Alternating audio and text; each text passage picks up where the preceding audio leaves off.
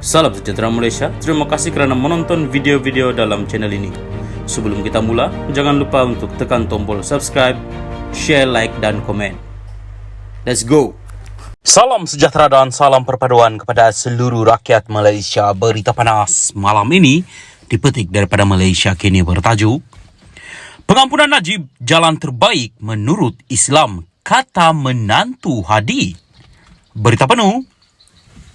Memberi pengampunan kepada bekas Perdana Menteri Najib Razak adalah jalan terbaik menurut perspektif Islam, kata Zaharuddin Muhammad yang juga menantu kepada Presiden PAS Abdul Hadi Awang.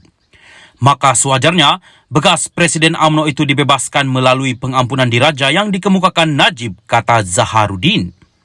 Tersalah melepaskan orang yang bersalah adalah lebih baik daripada tersalah menghukum orang yang tidak bersalah.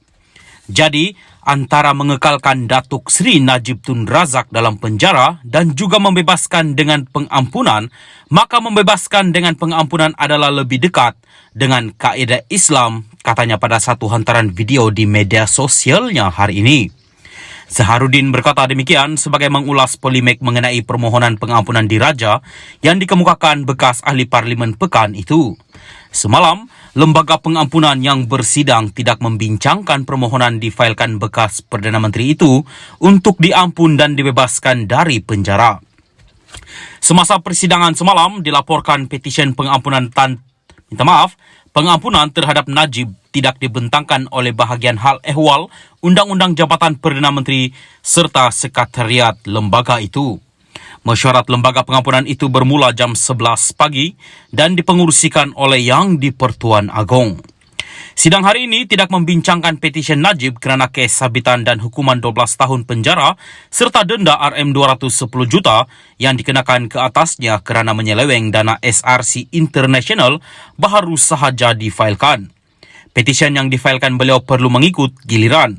Persidangan yang berlangsung hari ini hanya membincangkan kes-kes terdahulu yang diterima lebih awal oleh urus setia lembaga pengampunan, kata sumber seperti dipetik BH Online. Pada 31 Mac, panel 5 Hakim Mahkamah Persekutuan dalam keputusan majoriti 4-1 menolak permohonan Najib untuk menyemak semula sabitan terhadap kes rasuah SRC International. Hakim Besar Sabah dan Sarawak Abdul Rahman Sebli mempengurusikan panel 5 hakim yang turut dianggotai Hakim Mahkamah Persekutuan Rodzaria Bujang, Nordin Hassan dan Vernon Ong Lam Kiat serta Hakim Mahkamah Rayuan Abu Bakar Jais.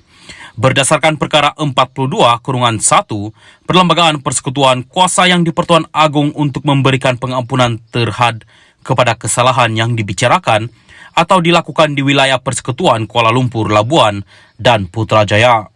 Pengampunan bagi kesalahan yang dilakukan atau dibicarakan di negeri-negeri lain berada di tangan Raja-Raja Melayu di setiap negeri masing-masing. Yang di-Pertuan Agong akan memberikan pengampunan atas nasihat Lembaga Pengampunan. Pada 17 April lalu, Majlis Tertinggi UMNO sebulat suara memutuskan untuk memohon pengampunan penuh terhadap kesalahan bekas Perdana Menteri itu. Kemudian, Menteri di Jabatan Perdana Menteri Undang-Undang dan Reformasi Institusi Azlina Othman Said berkata, UMNO tidak lagi terlibat selepas menghantar memorandum pengampunan Najib itu dan keputusan itu kini terserah kepada Yang di-Pertuan Agong.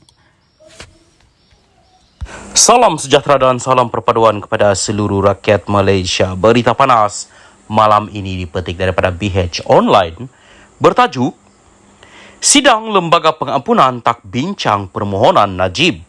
Berita penuh.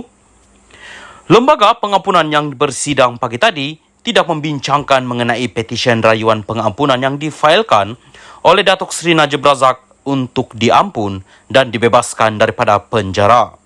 Ketika persidangan hari ini, petisyen pengampunan terhadap Najib itu tidak dibentang oleh bahagian hal ehwal Undang-Undang BHE UU Jabatan Perdana Menteri selaku urus setia lembaga terbabit. Persidangan Lembaga Pengampunan bermula jam 11 pagi itu dipengurusikan Yang di-Pertuan Agong Al-Sultan Abdullah Riayatuddin Al-Mustafa Bilal Shah. Sidang hari ini tidak membincangkan petisyen Najib. Kerana kes sabitan dan hukuman 12 tahun penjara serta denda RM210 juta yang dikenakan ke atasnya kerana menyeleweng dana SRC International baru sahaja difailkan. Petisyen yang difailkan beliau perlu mengikut giliran.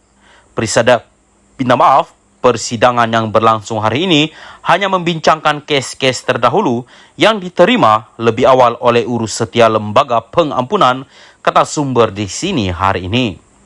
Tahun lalu, yang dipertua Dewan Rakyat ketika itu Tan Sri Azhar Azizan Harun dalam kenyataan media berkata Najib sudah memfailkan petisyen pengampunan dan memaklumkan menerima serahan beberapa dokumen, antaranya salinan permohonan pengampunan mengikut perkara 42 Perlembagaan Persekutuan bertarik 1 September tahun lalu. Beliau turut menerima salinan surat daripada Tuan Syafi'i N.Co. yang melampirkan permohonan pengampunan itu dan diakui terima oleh Ketua Pengarah BHI UU JPM pada 2 September tahun lalu. Dalam penghakiman pada 31 Mac lalu, panel 5 Hakim Mahkamah Persekutuan dalam keputusan majoriti 4-1 menolak permohonan Najib menyemak semula sabitan dan hukuman penjara 12 tahun serta denda kerana menyeleweng RM42 juta dana SRC International sendirian berhad.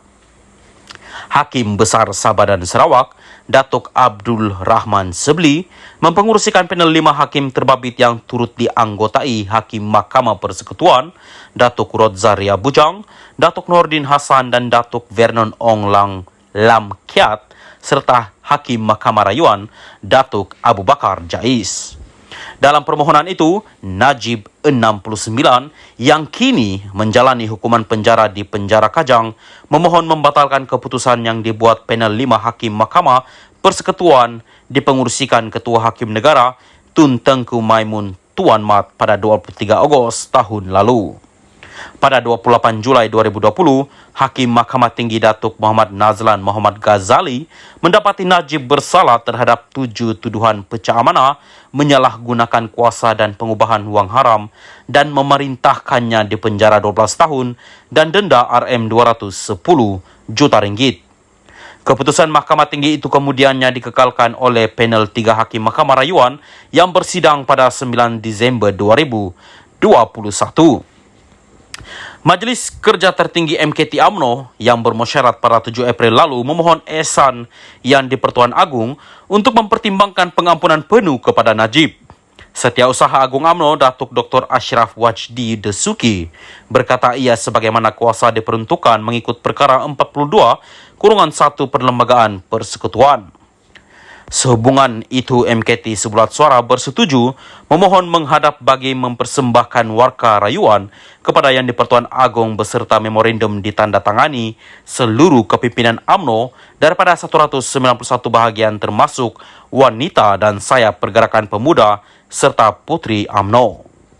Semalam, Parti Amanah Negara Amanah merayu kepada Yang di-Pertuan Agong dan Lembaga Pengampunan agar menolak permohonan Najib untuk diampun dan dibebaskan daripada penjara. Dalam kenyataan dikeluarkan Pengarah Komunikasi Amanah, Khalid Abdul Samad, parti itu berpendirian hanya dengan cara itu sahaja nama baik negara dan komitmen untuk memerangi rasuah dan penyalahgunaan kuasa dapat dijaga. Sekian berita, Salam Malaysia Madani.